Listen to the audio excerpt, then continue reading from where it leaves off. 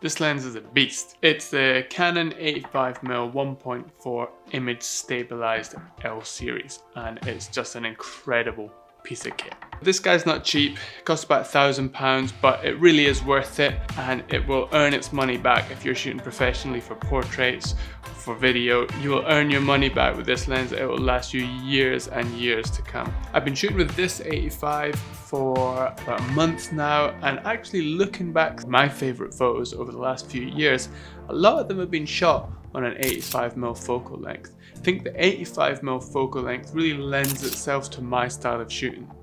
So why is this lens so good? First off, because of the stabilization, I think it's really good for both photo and video. It's a really good little lens for B-roll, and in a lot of cases has been replacing my 70-200 when I'm shooting. Now for video, that obviously just means smoother and less shaky video footage, but for photography it means a sharper overall photo even when you're using lower shutter speeds. So just imagine what that might look like pairing it with the Eos R5, which is coming out next month, which has the inbuilt stabilization as well. It's going to be some really sharp photos. Now that was something I really liked about the Lumix G9, which had in-body stabilization, which you could pair up with lens stabilization, and you just get the sharpest photos even at lower focal lengths. There's a 1.4 which is pretty fast.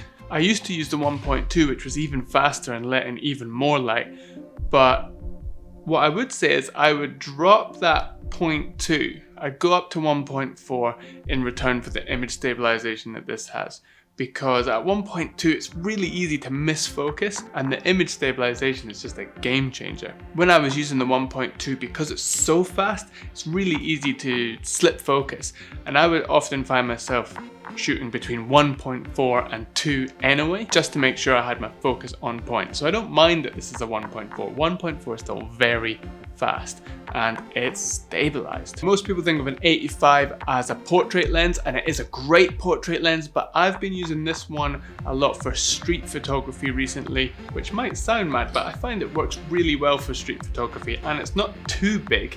It's quite a chunky lens. I mean, it's by no means one of those like Leica Q2s that you can sneak around with, but it's not too big, and I find it just gives me a really good reach and a really good compression against the street backgrounds when I'm shooting people on the street. And it is a portrait lens, but that's just like a rule, and I think too many rules are gonna really constrain how you use your kit. I mean, imagine you had no knowledge and no one told you anything and they just gave you the kit, what you might come up with. Because a lot of time you're working on these pre-built rules that someone else has set you, like the rule of thirds, or this is a portrait lens, and it kind of constrains your creativity. So don't limit yourself just because a piece of kit is one way. If it lends yourself to your style, then use it.